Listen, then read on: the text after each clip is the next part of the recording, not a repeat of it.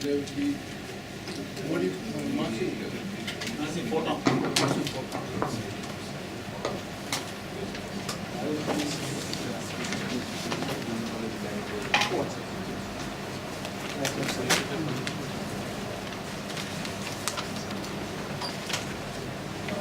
Okay, so I can speak something without the slides. So I really want to thank Professor Lahiri for allowing me this opportunity to speak. Okay.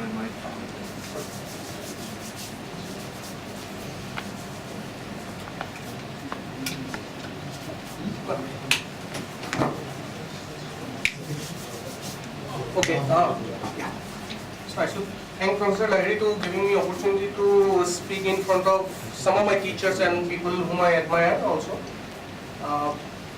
And I have to say sorry because, okay, if you see at the list, my title and abstract is different. That actually happened because I was in a period of transition. I started applying from IISER Kolkata and I ended up giving this talk as a part of SM Bose Center. So we are doing something which is actually finalized, and this thing hopefully within 24 or 48 hours it will be online available on archive. But I found it I thought it should be a very nice opportunity to speak about the idea. So the title says Weyl-invariant gravity, which actually means the scalar tensor theory. I'll be talking about it. And massive photon, which actually corresponds to the Procka theory or gauge invariant generalization, the Stuckelberg theory. So, yes. So the plan of the talk is, I'll talk about the scalar field in gravity first, a topic most of you must be knowing very well. But I'll go through for my own understanding as far as, because I did field theory and I'm just trying to understand gravity. Okay. Then I will go to the scalar tensor theory and something related to it called fake Weyl symmetry, which was coined very recently by Professor Jackie and P in a recent PRD. And this work is actually related to that proposal and some generalization to it. We actually are trying to remove this field, quote unquote field. Then massive photon and gauge invariance, it's basically an introduction to Stuckelberg mechanism, a small one. Then I'll be talking about the idea and with the summary and discussion. So scalar tensor theory, or ST, scalar tensor gravity, STG, I am using this notation later on, is the most popular alternation to Einstein's gravity. Actually introduces an extra field, but it is related to things like change in metric, and by that means physically that changing the size of the universe. So in the observed reality, it is the expansion of the universe. We can talk about it. Then it also, but it stemmed from many other sources. First, it was Jordan who actually attempted to unify gravity and other forces just after following Einstein's work in 1960, general relativity. So he went into one extra dimension. So this is a 5-dimensional theory, but that theory has to be, okay, the 5th dimension has to be small. That was not what kind of small, Jordan was not sure about that time, but the projective theory, if you say the physical effective theory in 4 dimensions, that automatically comes with a scalar mode, and the gravitational constant becomes local. That scalar mode actually, because of that, gravitational constant becomes local. I will go to that a bit later. In string theory, on the other hand, gravity is quantized, the quanta is graviton, and it is always accompanied by a scalar companion, or the dilaton, which stems back to the 5-dimensional Kaluza plane theory, which is a precursor of the string theory approach. And the Brans-Dicke gravity, supporting weak equivalence principles, basically the matter part of the Lagrangian and the gravity part being separate, finally ends up with a form like this. But the scalar field I am talking about is this. This is the Dicke scalar. So if you remove this scalar field, then R into root over minus Z, it gives you the Einstein action, Einstein-Hilbert action. there is a constant epsilon, okay, it can be either positive or negative. Point is, if this relative sign is plus, then this part is a ghost. But if you take the whole part, then the energy is positive. And it is shown, so it is allowed. So epsilon, later on when we are talking about scalar tensor theory, this epsilon will be taken to be negative, so that the relative side is positive. So nowhere the phi field appears without R part, so the theory is consistent. Okay, so I'll be now. So the origin of the scalar field, the one way is to see that the dilaton phi can be seen as a Nambu-Goldstone boson yielding finite range gravity for a bookend scale symmetry. Means the phi itself actually it scales the metric itself, and if that symmetry is broken, that scaling symmetry, then gravity becomes finite range, and in that sense it's a Nambu-Goldstone boson in massless mode. From the Kaluza-Klein model, the compactified fifth dimension, which is a small circle, which is not observable physically for this four-dimensional world to be physical, that effectively yields a four-dimensional scalar model with a scalar field. In general, if you have n extra dimensions, the generalized effective Lagrangian in four dimensions will be like this, something like this. So this part lives in this four-dimensional so-called physical world, and this is the contribution for that compactified world. So this is the Ricci gravitational contribution from that compact space. And phi is actually something like this, where basically there is an amplitude A, about which this amplitude A appears where you talk about the diagonal elements of the generalized 4 plus n dimensional metric tensor. The diagonal elements of belonging to that n space has some amplitude factor, and that amplitude factor ends up to be the scalar field. Yes, n cannot be 1. Yeah? N cannot be N cannot be 1. Yes. Why is that? N cannot be 1. Okay. This blows up, and That's right. Yeah. So when you have to find extra dimension, Yes. you can't have 5 dimensions. No, you can't Yes. have. Yeah. Is there any reason for it? You can't have one extra dimension. Dimension should always be larger than one. Okay, I'm not that much clear about that fact, but I know that the whole theory, the expressions, there is a consistent formulation for n is equal to 1, but that looks different. That's not that. Okay, that's a circle. Yeah, I So should. fifth dimension you are assuming to be the scalar field. So if you work in 5 dimensions, there is no end. Yeah. That's what you see. So, It's gravity in 4D plus a scalar. That's a Kaluza-Klein. Yes. What is the spin of this graviton? the spin. Because you Okay. said it is a massive graviton. No, it's not a massive. Graviton is massless. It is No, mass. the photon mass. The photon. Finite range gravity. Okay, this one basically when symmetry is broken only then. So, so it's basically about this phi itself, which is the dilaton. But the it will not be finite.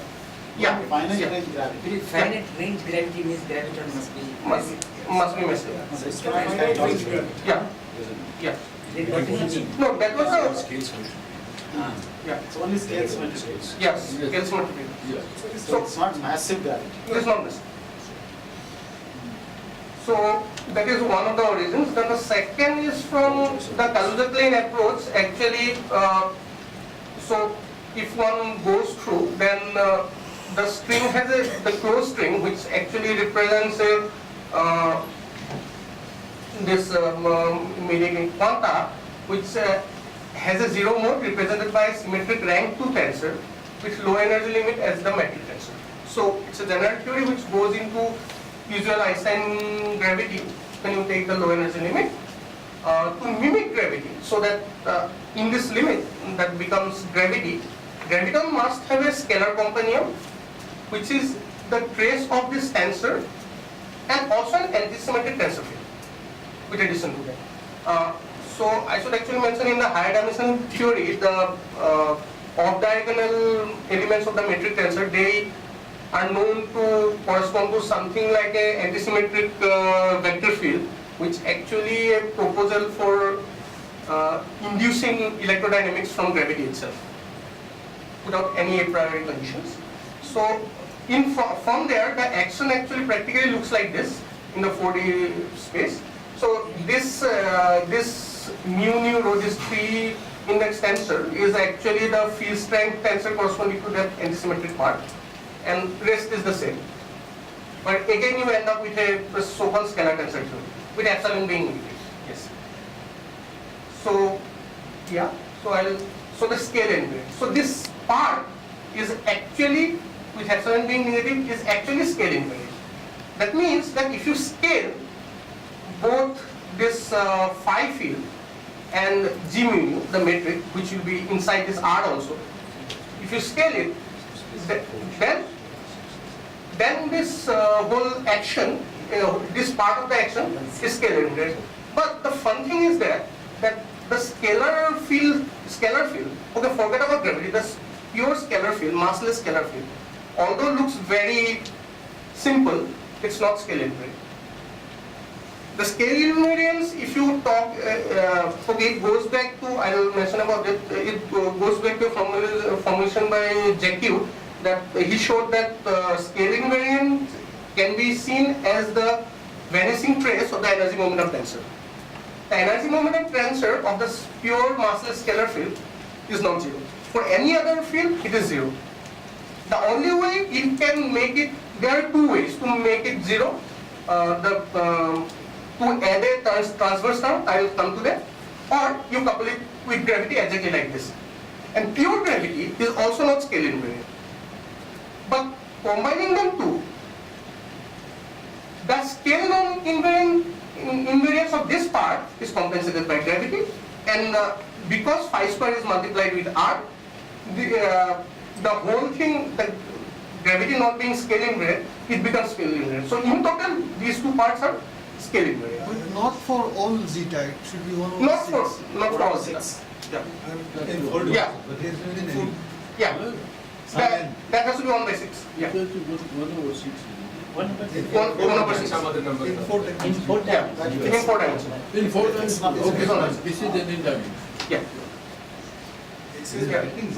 But there is a number in different The ways. statement you just gave about scale invariance, Yeah. it's related to the finishing trace of the energy momentum. Yes. So is this statement true for harmonic field also? Scale invariance, yes, but not for conformal in general. For massless formulations, it will be conformal invariant.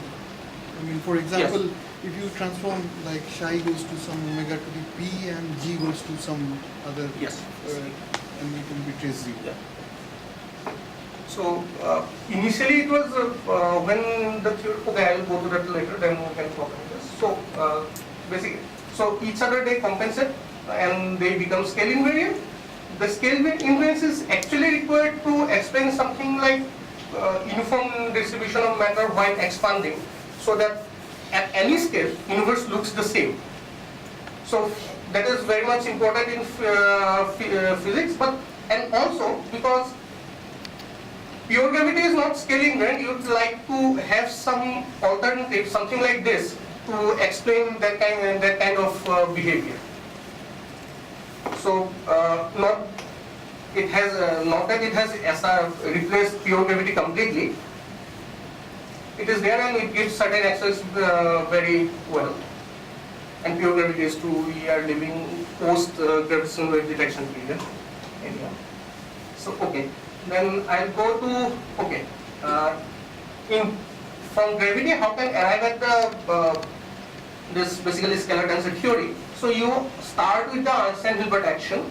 So this K, it has to be kappa. Sorry, it's a type of phenomenon. This kappa, this K is actually kappa. This is the same gravitational constant 16 pi g, which has mass dimension in natural limits to be -2. So this is the Einstein-Hilbert action, and this 1 by 6 comes here. That diagonal. I am talking about now. I am in 4D happily, 4 dimension. So it's 1 by 12 kappa root over minus g r. It is not scale invariant. one can do a finite wave scaling of the form of this, where G mu is scaled with respect to the local parameter phi, a scalar parameter, real scalar parameter. And because now I am in 4 dimension, the root of the determinant gets scaled by phi to the power 4. So I end up with these 2 parts, and they actually mutually compensate, as I have already said. So these are the 2 parts. So this is a scalar invariant now, and kappa stays there, right? So now what about the scale invariance of this thing? So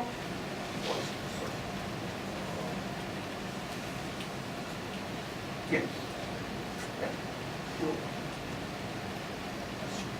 So scale invariance, okay, directly you can check by the energy momentum tensor of that system. If you evaluate the energy momentum tensor in general, what happens that the gravity of this is the contribution from the scalar part, which is whose trace is non-zero, which will be proportional to actually trace. If you take this is del mu phi proportional to that, there will be minus half in front of that.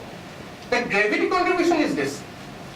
Okay, this is not the equation of motion. If you equate it to 0, then it is the equation of motion from the gravitational side. If you arrive at G mu, that's how you arrive at T mu. So this is the full contribution from the gravitational part, which is actually this. So there is a phi square. Because of that term, this extra term comes in. This is the so-called Einstein tensor, which appears in normal gravity, multiplied with phi square, and the rest of the part gives this. Because in Einstein tensor, when we the Ricci scalar, when we vary, the variation with respect to G mu of the Ricci tensor gives you a total derivative. That's why we can take that part of it. But because phi square is multiplied with r now, you cannot make a total derivative out of it. So you shift the derivative to the phi fields, and you end up with this thing. And this is completely a transverse operator, covariant derivatives and all. Acting on phi, the first one will be simple partial derivative, and this is transverse.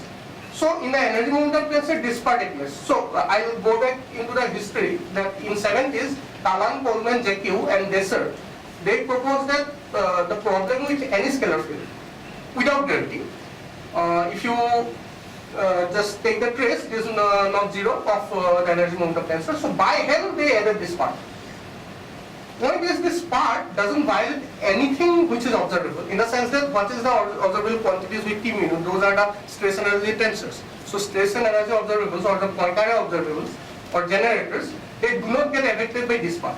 So it was perfectly okay. So whenever a scalar field, you put this part, that is okay. But when gravity is there, this is automatically coming from the gravitational side. So you don't need to put it by hand. So this compensates the scale non-invariant of this part. And the whole thing is scale non-invariant, because this phi square also takes care of the scale non-invariance of this G mu. Okay, one can directly check that. So this is the famous thing that actually JQ showed in that 1970 paper or 83, this Lehouse series of thoughts, which is very much available. There's a very beautiful derivation of this relation. Are you saying this additional term Yes. doesn't come from the action you wrote earlier? It does. It comes from there. It comes from actually what I said, that these colored parts, they come from this part. That's right. Yeah. That's right. From there. And but from the other one, the blue part comes from the blue. Yes, yes. The first 2 parts comes from the blue part. So gravity restores scale invariance, and the scalar field gives gravity the scale invariance. Okay.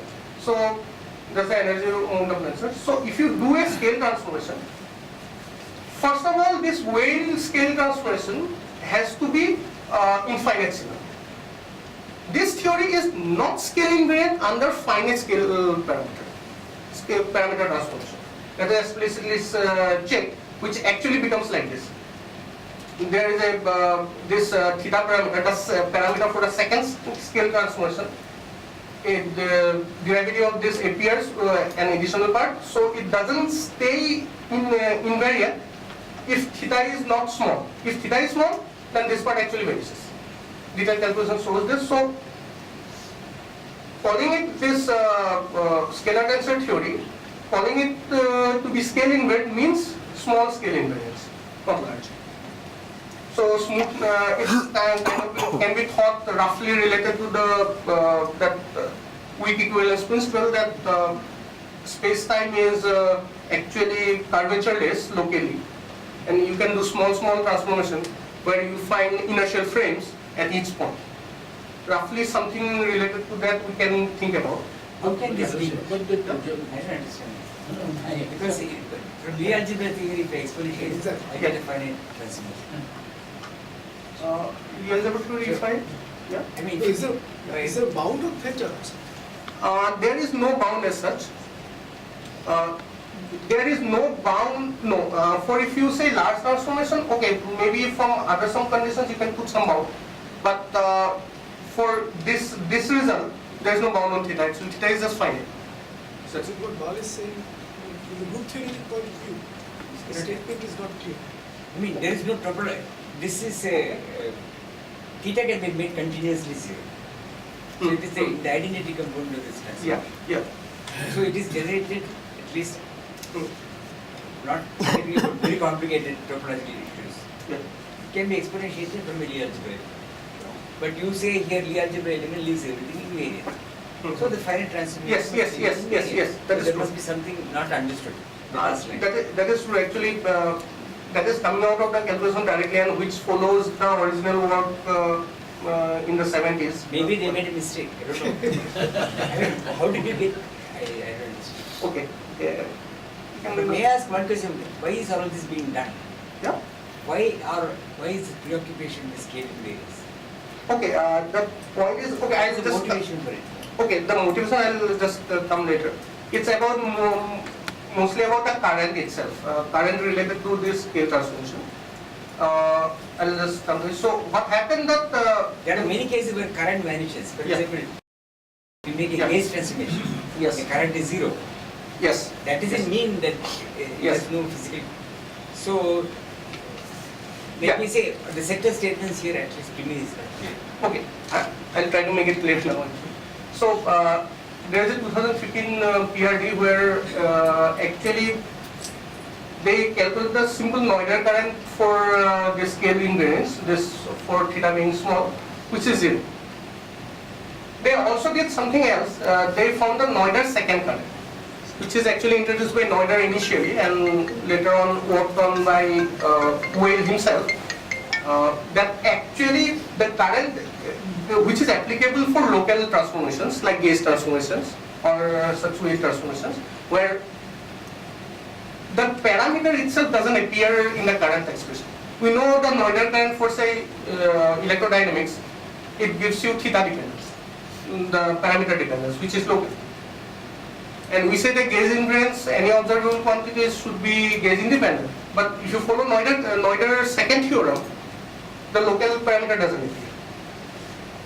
So in this paper, they actually claim, they don't show that they calculate the Noether's second current also, which actually different from what they obtained from the first theorem, which doesn't contain theta, but that also vanishes.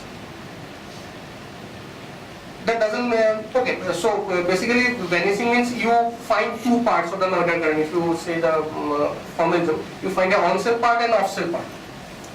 You use equation motion or you just vary the action. So doing that, you have two parts. The difference between those two parts is the total Noether current, which is to be conserved. So those two parts cancel each other in this particular theory, scalar tensor theory. So they have the expression where those two parts depends on theta, actual derivative of theta. In this, in the case of Noether's second current, those two things don't depend on theta, but they cancel out again. So the current is zero. So the argument was that we arrive at the scalar tensor theory starting from a theory where there is no scale invariance by doing a coordinate transformation and got scale invariance. That was the argument they gave. That's why they call so this symmetry comes through coordinate transformation. So redefining the frame, basically you come from Einstein frame to the Jordan frame.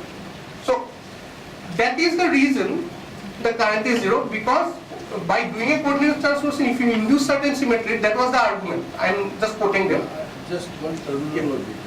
Yes, This is not a coordinate transformation. yes, yeah, I know. So you see, because we all get, if by coordinate transformation I cannot generate any physics. Yes, So this is a. yes, that's true. I'm just quoting them. Yeah.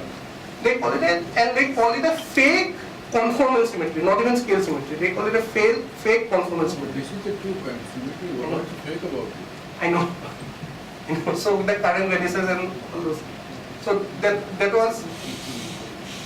So I can quote the paper. So we are not clear about that why they are calling it. Usually the current vanishes Yeah. correspond to some gauging Yeah. Yes. Yes. This Yeah. is gauge impedance, are you getting that? Yeah. It's kind of a gauge impedance. It is gauge impedance. I am just going to the next part where actually you see that gauge fields will come into the picture. So that was the case, and so it's what about the paper actually mostly. So fine. So now something similar to that. Basically, we do one wheel scaling. We arrive at one theory. We did another wheel transformation. The theory is invariant. That was the mainstay. Something like that we find in gauge theory. You start with the Proca theory, which is not gauge invariant. Do a gauge transformation like this with a parameter chi, which is taken to be massive dimension full in this case. So this one, which is the Stuckelberg field, gives you the Stuckelberg Lagrangian, which is gauge invariant despite of being massive, and actually just reverting this gauge transformation, you can show that the Proca theory is a gauge fixed version of the Stuckelberg theory. So principle is that you do one transformation, one local transformation, Proca to Stuckelberg, so the Lagrangian changes.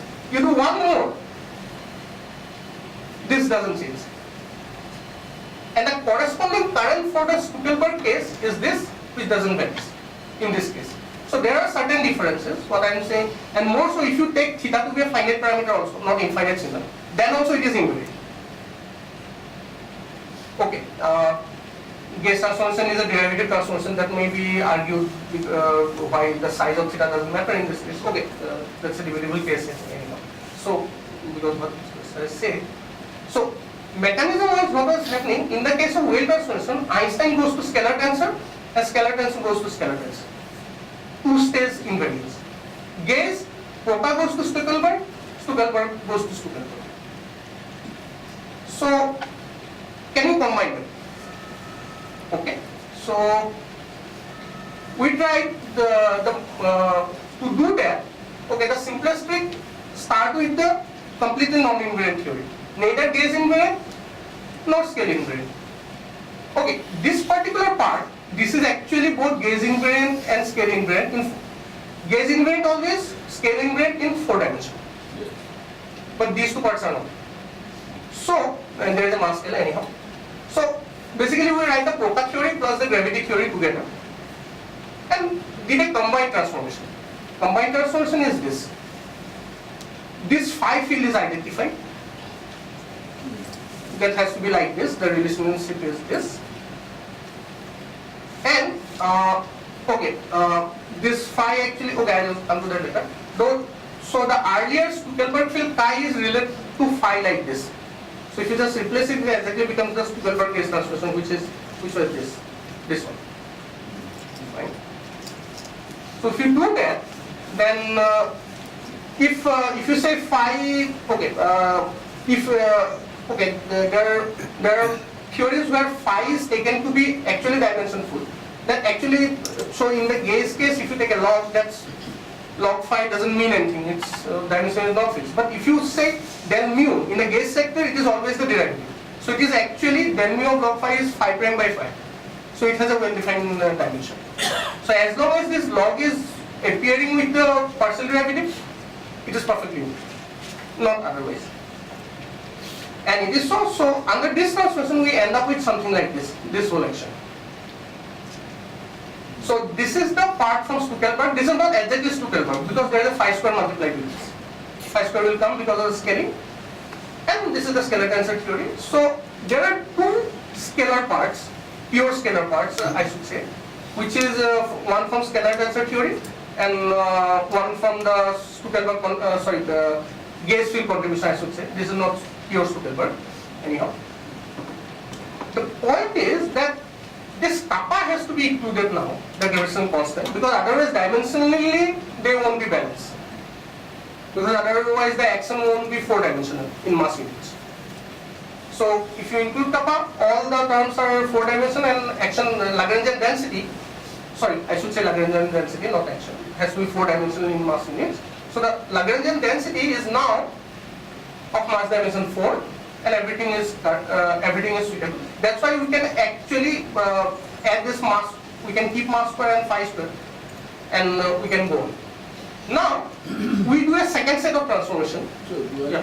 the kappa with the phi, Yeah. between that, those two terms are the gravitational part. Yeah, yeah. So Yeah. that's. These two are gravitational. And this comes, But you are using the same scalar field phi in the yes, gauge sector. yes, yes, yes. This at is the- log of that.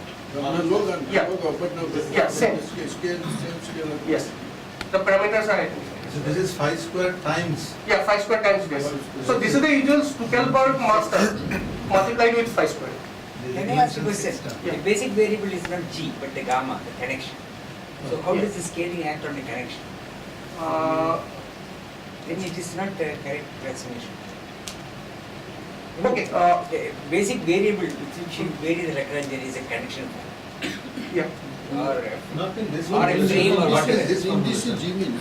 this is G-min. Here but if I it is vary G G mu in R, R is not a function of G mu. No, that is why you can see an additional term of the T mu. No, no, this is the Einstein G scale. See, the last term of T mu comes from there. No, no, Is function of G. G, the connection is function of G. So the very gamma dimension. Right. This is, gamma is not independent. So what is the transformation of gamma? You can write that one scale. No, not of this. No, It's no, complicated. fine, you write G to pi times G and then you get This is the gamma. Riemannian connection. That's fine. You have to understand. But gamma in their opposite derivatives. Yeah, Yeah, those derivatives Yes, are What there. happens to this? So those appear. Everything they appear So there. therefore, we Yeah, quite- yes. I can actually show the calculations later. Yeah. And what prevents me from redefining everything? Ah, That's it. That's the word. I don't understand this. Okay. I simply redefine a new field, A prime, is A minus B dot prime. Yeah, What yeah. is there to prevent that? There is actually nothing, honestly. Then what is achieved by this activity? Okay, the thing is very simple that the scalar tensor theory, the current vanishes. You can actually arrive at what in this theory actually, the current doesn't vanish, and also, but point is that you can have a combined theory like this with a mass term for the gauge field, which actually completely non-invariant under an extended set of transformation, where actually wave transformation is a part and also gauge transformation is a part. Both together, and it also contains the shifting of the gauge field, the scalar field. Shifting of the I do scalar. the variation by Yeah. first redefining the A, Yeah, what is A prime, yeah, and then keep whatever it is, phi or it. So I will vary A prime and I will vary phi. yeah. But A prime is eaten the phi now. So Yeah. we will get nothing from that. Yeah, if What that, I mean is this looks like some manipulation by symbols without no physical content. Let us carry on. that is just Stuckelberg. yeah, Yeah. Next. So chi is log phi. log phi. Phi is actually minus of log phi into x. I can add, anytime I can add gauge parameters and say it's gauge. Yes, carry on. This can be done also with non-abelian things. That's more complicated. Interaction. No, you take the A and replace G, A, G inverse. G, then G is another variable. Let us carry on. Actually, I'm thinking of so the current is now finite, that doesn't vanish.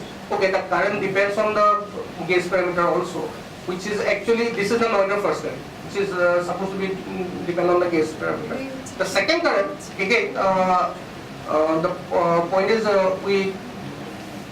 I haven't shown it. It doesn't depend on the gauge parameter actually, because I wanted to show this transformations and what it gives. Because this is actually analogous to the Stuckelberg field.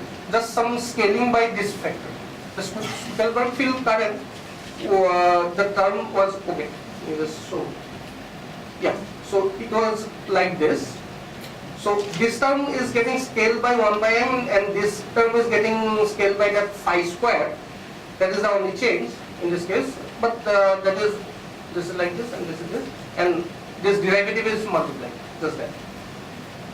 So fine, that is the change. So okay, one interesting thing what happens that if you look at the energy moment, the question was the gravity r phi square term compensate for the scaling variance of the scalar part. Now we have added extra parts, which is the Stuckelberg Lagrangian. We have added to it kind of Stuckelberg. The mass term is scaled with phi square. So there is a there is a scalar field, exact the same scalar field inside this inside the mass term of the Stuckelberg contribution. So what takes care of that scalar field? So basically I am talking about this transverse part, which obviously comes from this r phi square part of the Lagrangian. That takes care of the scale on invariance of this part. What about this part? This also not scale invariant. What happens that I earlier said that the applicability of this transverse part is on cell with respect to the scalar field. Basically you have to use the equation of motion of the scalar field to when you take the trace of this quantity to have the trace to be 0. The equation of motion now gets modified. I haven't wrote this, but you can easily read it from the Lagrangian. So the equation of motion will have contribution from this part and this part also. So if you put that back in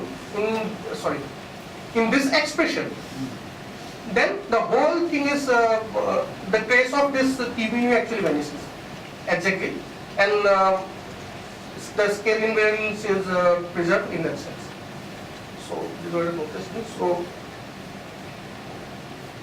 This is basically your saying. This A bar is yeah. this is the ring definition. You can always do this for any, or even for diffuse you can do this. So we are actually Stuckelberg theory should be seen as a gauge. The Broca theory should be seen as a gauged fixed version of Stuckelberg theory, and then all these constructions form a straight. Yeah, but this point here is of Yeah, the it- gravity scale invariance. Yes. It links it up with the extra, the Yeah. gauge symmetry in the Stuckelberg. it takes care of that also. Phi is coming from there. But there is no additional interaction with this. Yeah, there is No additional interaction. Just because the metric is always there when you take the products. So what is happening that gravity is known to compensate for scalar field. Now gravity is also in this theory is compensating also the gauge field, also, the mass part. See, the longitudinal component Yes. of the gauge field Yeah. is your extra thing which is coming for the scale Yes, invariance. yes. That's Right. it. And we know that it is always a wrong side metric also. It's that's what is the thing which is coming. So I will just show the scheme that this combined transformation, Einstein-Proca goes to scalar tensor Stuckelberg, which remains scalar tensor Stuckelberg. So original scheme is exactly followed, and you can thought it to be the two parts of the same whole actually. So the current is conserved but non-zero, and yeah, I have talked about these parts. So yeah, so this part is mentioned also while explaining. So finally, the summary and discussion. The scalar tensor theory accounts for, so the Weyl scaling is so-called a genuine symmetry. I should have quote-unquote in that sense. The current doesn't vanish in this case. But this Weyl scaling has to be the generalized Weyl scaling, aided with the gauge transformation. Then such a theory possesses non-vanishing current, obviously. The local expanding model of the universe can support such a theory. Local means metric becoming scaled locally. That's what I was saying just. Where phi is identified. Then finally, the point is there is a rule because, okay, sorry. I just wanted to see, okay, in this expression itself, there is a room for defining. You can take chi, here I took chi to be, the Zuckerberg field to be so-called dimension 1. So I have to put an m here. If I do that, this phi is dimensionless.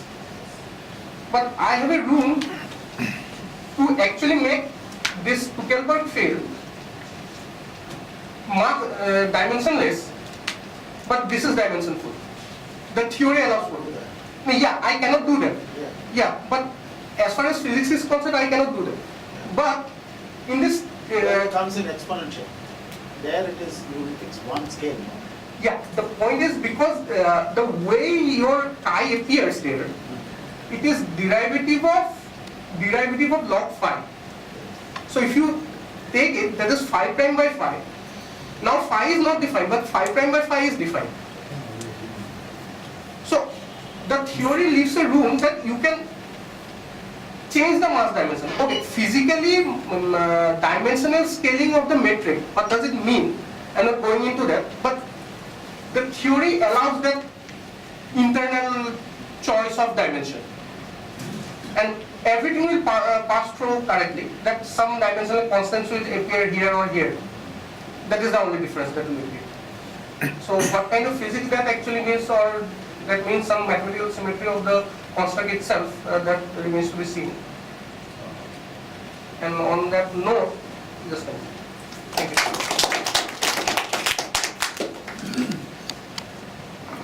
Yeah. So, would it be correct to say that you can have U1 symmetry on the mu field Hmm. with a massive gauge field?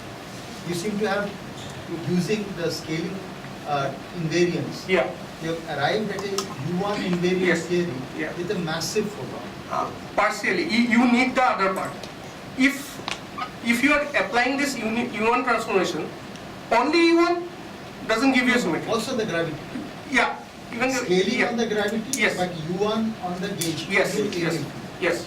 So that allows for a massive part. Yes. So, for point, rephrasing the same Yeah. thing, that the massive U1 theory, Yes. if I want to have that as a scaling variant, Yes.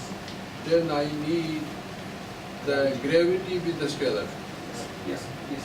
So that's this is how the two play out.